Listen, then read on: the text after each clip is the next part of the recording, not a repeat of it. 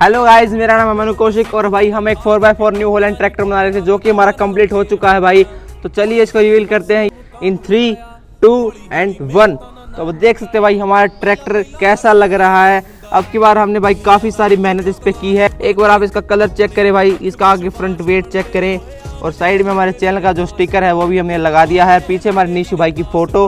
तो इस ट्रैक्टर की भाई कंप्लीट मेकिंग वीडियो हमारे चैनल पर आ चुकी है, तो आप जल्दी जाए और इस वीडियो को चेक करें और एक बढ़िया सा कमेंट भी करें।